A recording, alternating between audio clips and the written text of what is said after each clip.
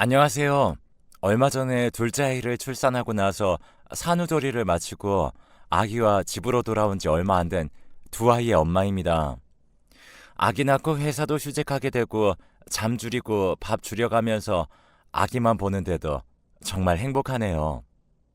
둘째 태어나면 첫째한테 더 잘해줘야 한다. 둘째한테 자연스럽게 애정이 더 가니까 첫째에게 특별히 신경 써야 한다. 이런 소리 엄청 많이 들었는데 저는 그렇지도 않더라고요. 오히려 첫째한테 더 정이 가고 둘째 돌보면서 첫째 챙기는 게 힘든 걸 알면서도 첫째가 유치원에서 하원하는 시간이 너무나 기다려집니다. 이번에 둘째 산후조리 하면서 더 첫째한테 미안하고 애틋한 마음이 들었어요. 산후조리를 친정집에서 친정엄마가 손수 다 해주시고 미역국도 끓여주시고 하셨는데 첫째 때는 그런 게 없었거든요. 아예 산후조리라는 걸 제대로 챙기지도 않았었죠. 그때는 제가 친정엄마 손에 산후조리라는 걸 받을 수 있게 될 거라고는 상상도 하지 못했습니다. 정말 힘든 시간이었고 친정엄마는 제 곁에 안 계셨으니까요. 아니, 친정엄마가 있다는 것도 잊고 살았었죠. 그런데 이제는 이렇게 친정엄마 손에 산후조리도 받아보고 시간 나는 대로 오셔서 첫째도 돌봐주시고 유치원 하원도 시켜주시고 무엇보다 우리 딸도 아직 애기인데 벌써 애기를 둘이나 낳았어 하시면서 늘 저를 가장 먼저 생각하시는 우리 엄마를 보면 정말 행복해요. 남편도 저희 엄마한테 늘 감사하다고 하고 자기도 회사 일 바쁜데 최대한 저를 많이 도와주곤 한답니다. 정말 감사하죠. 이렇게 제가 행복한 가정을 가지게 되고 벌써 아이가 둘이라는 게 가끔 믿겨지지가 않아요. 그 전까지의 제 삶은 정말 살아남은 게 대단하다고 스스로 생각할 정도로 힘들고 우울한 날들의 연속이었거든요. 그래도 죽지 않은 것에 너무나 감사합니다. 이렇게 행복을 찾았잖아요. 저는 어린 시절 할머니 손에 자랐습니다. 부모님이 안 계셨던 건 아니고 아빠가 계셨어요. 하지만 아빠는 제가 태어나기도 전에 회사 부도로 직장을 잃으셨습니다. 그리고 다시 변변한 직장에 취직을 하지 못하셨지만 돈은 벌어야 하니까 막노동을 전전하셨고 그러다 보니 술을 많이 드시게 되셨어요. 회사원이었던 당신이 벽돌 나르고 시멘트 나르고 먼지 구덩이에서 일하는 게 자괴감도 드시고 많이 힘드셔서 현실의 환멸을 느끼셨겠지만 하지만 그걸 핑계로 삼아서는 안 되는 거였어요. 아빠는 술을 드시면 집안의 물건을 죄다 부수고 폭력적인 모습을 보이셨거든요. 아직 젊었던 엄마는 그런 아빠를 보면서 두려움에 떨며 출산하는 날만을 기다렸대요. 아기가 태어나면 나아지지 않을까 작은 희망을 걸면서요. 그리고 제가 태어났습니다. 하지만 아빠는 하나도 변하지 않았고 이제 취직은 포기하고 아예 하루 벌어 하루 먹고 사는 막노동판에 완전히 적응해 버리셨어요. 그리고 그렇게 버신 건 거의 본인이 다 써버리셨고요. 아마 술값이 대부분이었을 테죠. 생활비는 아주 조금밖에 없었습니다. 당신이 어떻게 그럴 수가 있어요? 누구는 산후조리도 제대로 못하고 나가서 건물 화장실 청소나 하는데 어떻게 다른 여자를 만나요? 돈 벌어다 주잖아. 근데 뭐가 불만이야? 지금까지 내가 벌어다 준 건 뭔데? 근데 내가 스트레스도 좀 못 풀어? 아빠는 다른 여자들을 만나고 다니기 시작하셨습니다. 심지어 당당하게 동네까지 데리고 오셨었고 엄마가 그걸 보셨어요. 막노동하는 사람한테 있는 사람이 붙을 리가 없으니 대부분은 아빠가 술 마시는 주점에 일하는 여자들이었죠. 저를 낳고 아르바이트나 청소 일을 하시며 생활비를 버시던 엄마는 깊은 배신감을 느끼셨어요. 결국 엄마는 저를 친할머니 집에 놓고 짐을 싸서 집을 나가버렸습니다. 자신이 그동안 번 돈을 모두 넣은 통장을 같이 남기셨어요. 미안해, 은하야. 엄마가 꼭 돌아올게. 엄마가 돈 많이 벌어서 꼭 너 데리러 올 거야. 엄마가 정말 사랑해, 우리 딸. 어머님, 이 통장 안에 든 돈은 어머님 아들 손에 절대 못 들어가게 해주세요. 적은 돈이지만 오로지 은하 위에서만 써주세요. 지 마누라 도망가도록 얼마나 개판으로 살았으면 네 엄마가 이 어린 걸 두고 집을 나갔겠니. 아이고 못난 것. 다행히 친할머니께서는 저를 걷어주셨어요. 할머니는 엄마에게 그래도 엄마인데 좀 더 버텼어야 한다고 책망하신 적도 있지만 언제나 엄마 마음을 이해하신다고 하셨어요. 아빠가 그만큼 나빴던 거라고요. 그래서 자라면서 엄마를 향한 원망을 조금씩은 덜 수 있었죠. 저는 그렇게 두 돌을 간 넘겼을 때부터 친할머니 손에 자라게 되었습니다. 친할머니께서는 동네 기사식당에서 음식을 하셨어요. 그래도 수입은 있으셨으니까 저를 돌보셨겠지만 아빠는 엄마가 집을 나가든 말든 늘 술만 드시고 여자들 만나고 다니셨고요. 남들처럼 유치원도 못 가고 좋은 옷도 못 입었지만 그래도 할머니의 사랑은 있었습니다. 할머니는 본인 배 비워가면서 제게 고기 만찬을 해다 먹이셨죠. 기사식당 주인의 배려로 저는 식당 구석에서 일하는 할머니를 보면서 놀 수가 있었습니다. 할머니가 힘들게 요리하시던 모습이 지금도 선하네요. 저거 지엄마 닮아서 나중에 여기저기 옮겨 다니고 한 곳에 못 붙어 살 거야. 에휴, 지엄마 닮아서 눈 희번떡한 거 봐. 지엄마 닮아서 나중에 시집이나 갈까 몰라. 실제로 엄마를 많이 닮았습니다. 그래서 아빠는 제게 매번 엄마를 닮았다고 하시면서 저런 말들을 하셨어요. 할머니가 계셔서인지 저는 엄마처럼 폭력적으로 힘들진 않았지만 그래도 저를 딸로 보지 않고 집 나간 아내로 보고 원망하는 아빠를 보고 아빠의 말을 들으면 너무 힘들었습니다. 정말 할머니만 아니었으면 우울증에 걸려서 벌써 죽었을 것 같아요. 다행스러운 일인지 할머니는 일하시는 것과 연세에 비해 상당히 건강한 분이셨어요. 할머니가 버신 돈으로 저는 초등학교, 중학교, 고등학교를 전부 다 다녔습니다. 물론 정말 비교하면 심하게 가난한 아이이긴 했지만요. 정부 지원금도 받았고 학교에서 학기마다 불려가서 기초수급자 같은 그런 안내도 받아야 했고요. 그래도 학교 다닐 수 있었던 것만으로도 감사했어요. 대학은 일찌감치 포기했습니다. 고등학교 3학년 때 학교에 있던 직업반에 들어갔어요. 가서 컴퓨터도 배우고 자격증도 따고 하면서 졸업 후 바로 취업을 했고 운 좋게 3학년 2학기 때 면접을 보고 지원한 회사에서 합격 통보를 받아서 컴퓨터 관련 사무직으로 일을 하게 되었습니다. 낮에는 학교 가서 출석 체크만 하고 바로 출근해서 일하는 시기였죠. 처음 월급 받아서 할머니 가져다 드리니까 할머니가 우시더라고요. 아이고, 애기가 이렇게 예쁘게 잘 자랐는데 지 엄마가 보면 얼마나 후회할 거야. 자기 딸이 이렇게 잘 자라준 것도 모르고 나가고 하시면서요. 저는 할머니, 이건 다 할머니 용돈이야. 무조건 할머니가 다 써. 아빠 절대 주지 말고. 아니, 내가 월급 받았다는 얘기조차 하지 마. 라고 당부를 드렸죠. 하지만 할머니는 그 돈으로 제 신발을 사오셨더라고요. 그런 할머니를 보면서 저는 이제 내 진짜 부모는 할머니다.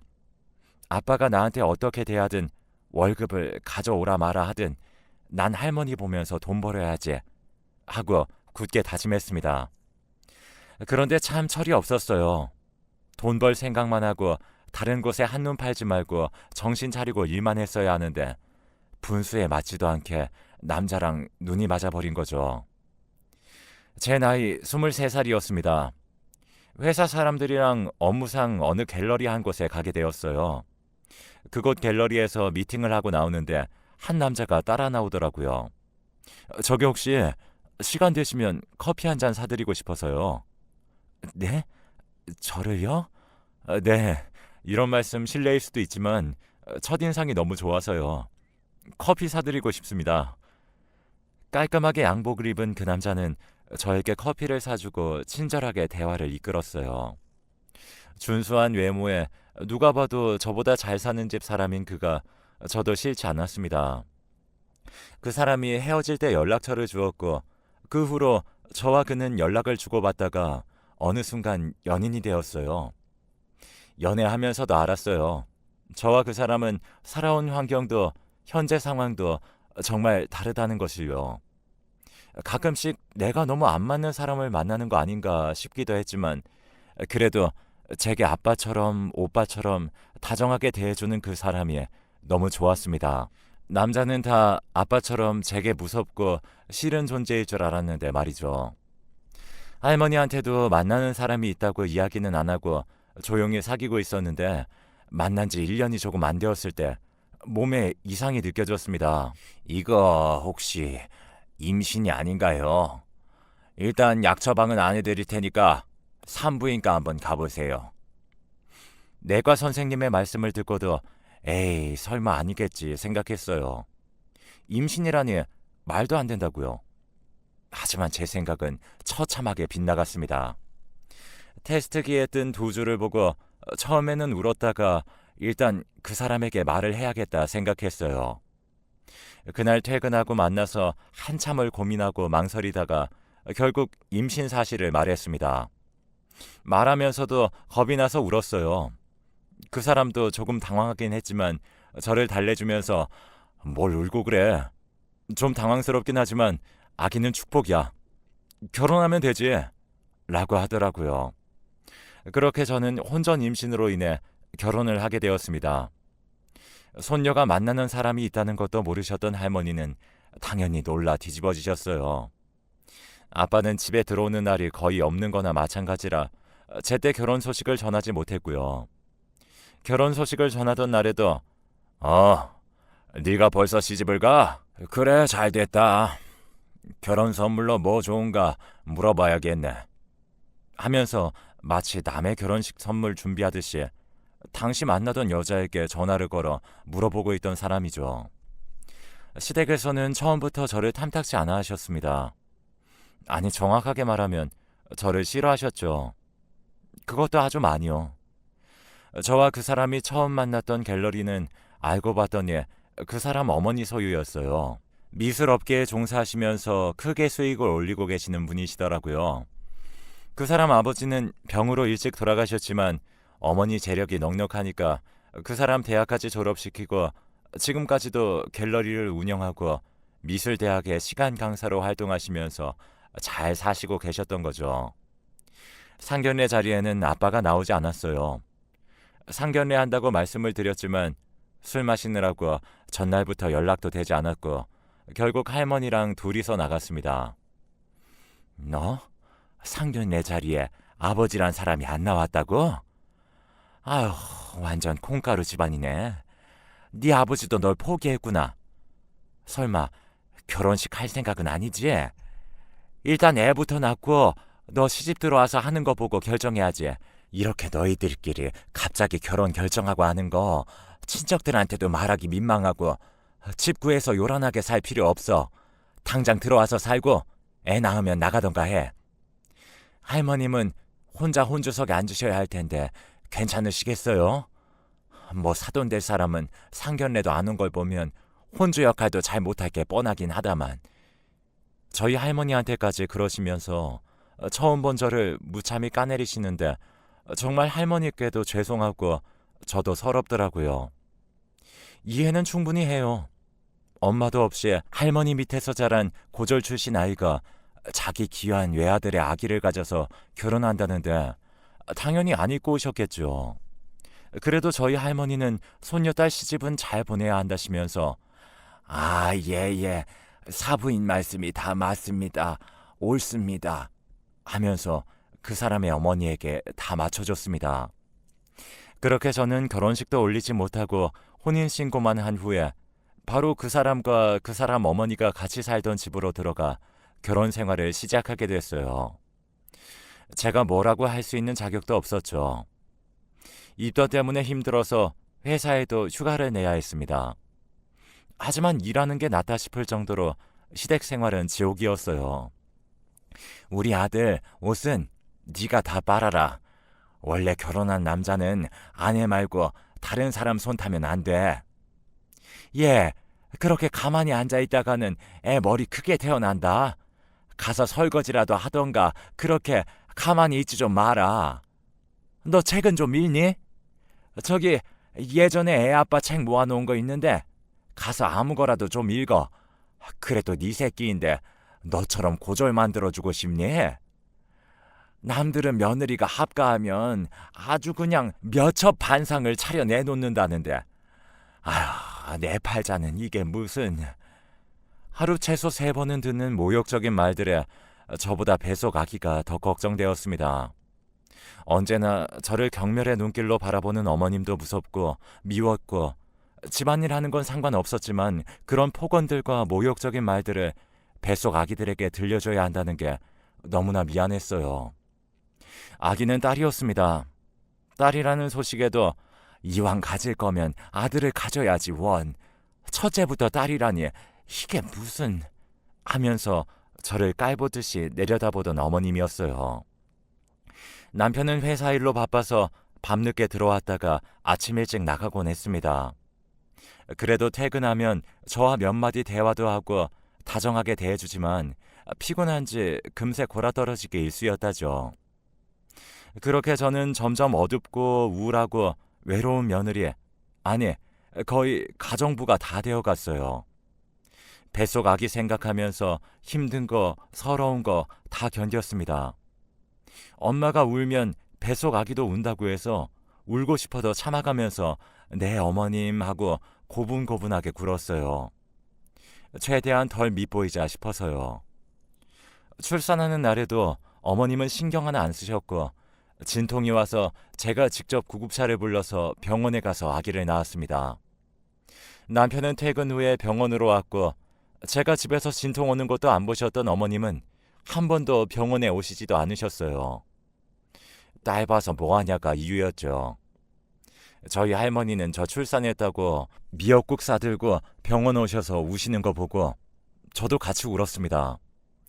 그래도 아기가 태어나고 나면 나아질 줄 알았는데 손자가 아니라 손녀라는 이유로 저는 너무 미운 털이 박혔어요. 우리 딸도 마찬가지였고요. 태어난 지 100일도 안 된 아기에게 얼른 키워서 독립시켜야지 이런 말을 아무렇지 않게 하셨기에 저는 아기 귀에 나쁜 소리 다 씻겨가라고 목이 쉬도록 예쁜 동료를 불러줬습니다. 그러던 어느 날이었어요. 아기 100일이 지난 직후였죠. 이제 결혼식 해야지. 날 잡아놨고 민석이한테도 말할 거니까 그렇게 알아. 결혼식이요? 그래. 주변에서 암암리에 내 아들내미 결혼하고 애까지 있다고 다 알고 있는데 보는 눈이 있어서라도 식은 올려야지. 안 그랬다간 나랑 내 아들 체면이 뭐가 되겠니? 결혼식을 하려는 이유도 저를 위한 것이 하나도 없었지만 저는 알겠다고 했습니다. 그리고 그날부터 아기 안고 어머님이 시키는 대로 여기저기 불려다니고 따라다니면서 결혼식을 준비했어요. 결혼식의 모든 것, 심지어 드레스까지도 어머님이 다 결정하셨고 남들이 다 한다는 웨딩 사진이나 드레스 입고 공주놀이 그런 건 하나도 못했습니다. 드레스도 제 스타일이 아닌 드레스였죠. 길게 할 것 없고 꽃이고 장식이고 화려하게 준비할 필요도 없어요. 그래도 여기가 꽤 이름 있는 웨딩홀이니까 알아서 체면 차리고 싶은 만큼만 준비해 주세요. 그래도 아드님 결혼식인데 괜찮으시겠어요? 어머, 우리 대표님 역시 세심하시네. 괜찮아요. 어차피 얘랑 나란히 서 있으면 우리 아들은 자동으로 빛나니까. 웨딩홀 상담과 예약에서도 저는 생판 모르는 남들 앞에서 무참히 깔아뭉개졌습니다. 얼굴이 화끈거려서 아기만 바라보고 아무 말도 못했네요. 제 결혼식이지만 저를 위한 건 하나도 없었어요. 결혼식 당일에 드레스를 입은 저를 보면서 아이고 내 새끼 너무 예쁘다 라며 우시는 할머니를 보면서 저도 애써 웃었습니다. 아기는 할머니가 안고 계셨어요. 그래도 딸 결혼식이라고 웬일로 멀끔하게 나타난 아빠도 있었고요. 제 결혼식은 정말 전형적인 결혼식으로 진행됐어요. 주례자 선생님도 어머님이 모셔오신 분이었고 정말 흔하디흔한 주례사가 이어졌죠. 자, 그럼 다음으로는 신랑의 어머니께서 말씀 한마디 하시겠습니다. 사회자의 말에 저는 불길함을 느꼈습니다. 그리고 그 예감은 틀리지 않았고요. 너 같은 애가 우리 집안에 시집 오는 걸 감사히 생각해야 한다. 딸 육아는 힘들 것도 없고 몸 관리 잘해서 아들 꼭 낳아라. 제사랑 친척 어르신들 일정도 이제 결혼식까지 다 했으니 네가 꼼꼼하게 챙겨야 한다. 등등. 정말 많은 하객은 아니었지만 그래도 모르는 사람들도 있는 그 자리에서 저는 무참히 짓밟혀지는 기분이었고 남편도 표정이 난감해지더라고요. 그렇게 어머님의 말이 끝나고 자리로 돌아가 앉으신 뒤에 다음 행진이 이어지던 순간이었어요. 저 죄송하지만 저도 한마디 해야겠는데요. 어떤 아주머니가 우아하게 일어서시면서 말씀하셨어요. 어디서 본 듯한 얼굴이었습니다. 어머 대표님, 여기 와 계셨어요? 아유, 어떻게 이런 자리까지. 그런데 어머니 말고도 대표님을 보고 놀란 사람이 한 명 더 있었어요. 그건 바로 제 아빠였죠. 당신이 어떻게 여길... 오랜만이네요. 그동안 잘 지낸 것 같지는 않으니까 굳이 안부는 안 물어볼게요, 은하 아빠. 엄마? 멍한 저를 보고 대표님은 잠시 동안 슬프게 웃으시더니 눈물을 참는 것 같은 표정을 지으셨어요. 신랑 어머니가 한 말씀 하셨으니까 신부 어머니인 저도 한마디 해도 안 될 건 없겠죠? 사실 엄마라고 하기도 부끄럽고 창피하네요. 저렇게 딸이 착하고 예쁘게 잘 커졌는데 저는 멍청하게 딸을 떠나서 해준 게 없었으니까요. 제 팔자가 안 좋아서 그런 거겠지만 저는 피덩이인 제 딸을 두고 저 혼자 살겠다고 도망쳐 나온 못돼 먹은 여자입니다. 도망쳐 나와도 우리 딸이 미친 듯이 그리웠는데 전 남편이란 인간 옆으로 돌아가기는 죽어도 싫었어요.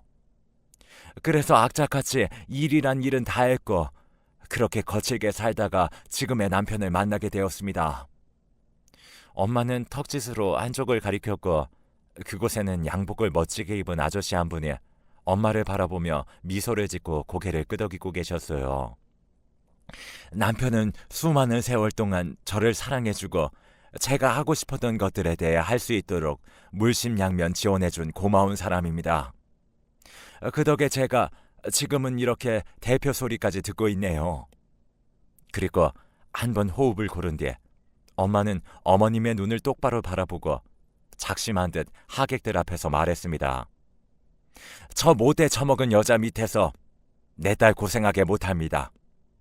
이제 와서 엄마 권리 주장하기도 정말 부끄럽지만 그래도 최소한의 애미가 할 수 있는 일은 해야죠. 저 아줌마 지금 수업 나가고 있는 대학교 다시는 교단에 못 설 거예요. 정식 교수도 아니고 시간 강사로 일하시죠? 이미지 관리하시려고요.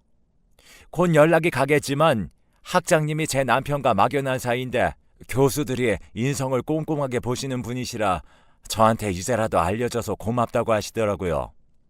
그리고 지금 운영 중인 그 갤러리도 마찬가지고요.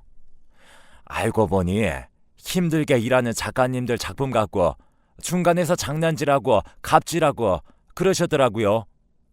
제가 그 작가님들 따로 만나서 작품들 내리라고 했습니다. 물론 그만한 대가를 충분히 지불하고 그쪽보다 훨씬 더 좋은 갤러리도 소개시켜줬고요. 아마 당신은 더 이상 작가들 작품 갤러리 전시조차 못하게 될 겁니다. 한마디로 당신 이제 끝났어. 알았어? 어머님은 제가 정말 지금껏 상상도 못했던 파리한 낯빛으로 엄마를 보고 있었어요. 아빠도 마찬가지였죠. 그리고 자네, 선택해. 부부라는 건 서로가 동등한 입장에서 서로 사랑하고 아끼면서 힘든 거, 기쁜 거 다 함께 하면서 살아가는 거야. 지금까지도 이 지경인 거 보면 자네도 우리 딸하고 결혼해서 애 낳고도 중재자 역할 제대로 못한 것 같은데 이제라도 마음 결정하고 내 딸 이대로 살게 할 거면 당장 이혼해. 그날의 결혼식은 그렇게 난리판으로 끝났어요. 아직도 저희 엄마 손 붙들고 빌던 어머님의 얼굴이 생생하게 기억나네요. 대표님, 아니 사부인, 제가 잘못했어요. 제가 다 잘못했고 앞으로 우리 은하 잘 챙길 테니까 제발 그러지 말아주세요. 이 미술계는 이미지가 생명인데 제가 이렇게 싹싹 빌겠습니다. 이렇게 비굴하게 굴겨면 진작에 그러지 말았어야죠. 내 딸을 천한 며느리 취급해서 힘들게 했으면서 그런 말이 나와요. 내 딸이 받은 고통 당신도 직접 겪어봐야 되지 않겠어요? 그러니까 앞으로 반성하며 사세요. 아셨어요? 하고 면전에 면박을 주며 제 손을 이끌고 결혼식장을 나오셨어요. 엄마는 하루라도 저를 잊으신 적이 없다고 하셨습니다. 하지만 엄마가 재혼을 하는 바람에 쉽지 않으셨고 자식들이 모두 출가한 후에야 저를 본격적으로 찾기 시작했다고 하더군요. 제 주민번호를 다행히 알고 계셨기에 제 신원조회를 통해 저를 찾을 수 있었다고 했어요. 그리고 그 무렵 제가 시모에게 무시당하면서 살고 있다는 걸 알게 됐다고 했습니다. 그리고 제가 결혼식을 한다는 걸 어떻게 아시고는 그때부터 계획을 세웠다고 했어요. 그래서 제 결혼식을 엄마 웨딩홀에서 하기 위해 시모 갤러리에 가서 비싼 미술 작품을 사주며 시모를 살살 꼬드겨 결국 결혼식을 엄마 웨딩홀에서 할 수 있게 됐다고 하더군요. 이 모든 사실을 알고 엄마의 치밀함에 한 번도 놀라지 않을 수가 없었어요. 그날 저녁에 저는 엄마와 할머니 집으로 갔습니다. 엄마는 할머니 앞에서 무릎을 꿇고 죄송하다며 엉엉 우셨고 할머니는 네 마음 다 안다. 다. 그래도 은하 내가 잘 키웠다. 하시면서 엄마 손을 잡고 같이 우시더라고요. 저는 그날 엄마 품에서 마음껏 울었습니다. 이상하게 원망하는 마음이 하나도 들지 않더군요. 그저 엄마도 아빠 옆에서 힘들었겠지. 엄마한테는 할머니도 없었어. 라고 생각하니까 이해가 충분히 되더라고요. 은하야, 엄마가 정말 미안해. 이제 엄마가 은하 잘 챙겨주고 보살펴줄 거야. 이혼해도 돼. 이제 엄마가 다 돌봐줄게. 엄마의 생각과는 다르게 다음날 남편은 바로 저를 찾아와서 무릎을 꿇고 용서를 빌었어요. 내가 남편 역할을 제대로 하지 못했어. 미안해 여보. 이제 너한테 집중하고 우리 아기한테 집중할게. 엄마랑도 이제 연락하지 않을 거야. 라고 말이죠. 엄마의 새 남편은 정말 좋은 분이셨습니다. 아빠보다 더 아빠같이 저를 맞아주시고 따뜻하게 환영해 주셨거든요. 야, 역시 40 넘어가도록 노총각이던 나랑 결혼해서 건사해준 여자 딸내미답게 예쁘게 생겼네. 아휴, 우리 은하가 나보다 100배는 더 예쁘지. 무슨 소리예요. 따뜻한 그 모습에 저도 모르게 아빠라는 말이 금방 나왔는데 그 말을 들으신 아저씨는 눈물까지 글썽이며 맞아. 그래. 내가 은하 아빠야. 은하 아빠. 하고 감격하시더라고요. 할머니도 엄마가 좋은 아파트로 이사시켜드렸습니다. 그 위층에는 저와 남편이 들어가서 살게 되었고요. 그리고 남편도 저도 어머님에게 한 번도 연락하지 않았습니다. 전화기가 불이 날 정도로 연락이 왔을 때 번호를 아예 바꿔버렸거든요. 번호를 바꾸기 전에 수습하실 일도 많으실 텐데 이게 무슨 시간 낭비세요 하고 문자 한 통 날려드렸죠. 저는 엄마랑 지난날의 회포도 풀고 엄마의 도움으로 약해진 몸도 잘 치료받고 회복을 했고 새아빠의 든든한 지원으로 사이버 대학도 다니며 공부도 했어요. 그리고 원하는 일을 할 수 있는 회사에도 다니게 되었고요. 남편은 새아빠의 추천으로 더 좋은 회사에 다니게 되었고 자기가 더 노력해서 승진도 잘했습니다. 사이버 대학을 졸업하고 나서 몇 달 뒤에 둘째를 임신하고 이제 출산을 한 거고요. 지금까지도 어머님과는 절대 연락 안 하고 있습니다. 남편도 마찬가지고요. 아마 외아들이 그렇게 손절한 게 어머님 당신한테는 가장 큰 벌일 수도 있겠네요. 앞으로는 제 행복 생각하면서 우리 큰딸이랑 둘째 아들 잘 키우면서 행복하게 잘 살아보겠습니다. 우울하기만 한 것 같은데 제 이야기 끝까지 함께 해주셔서 감사합니다.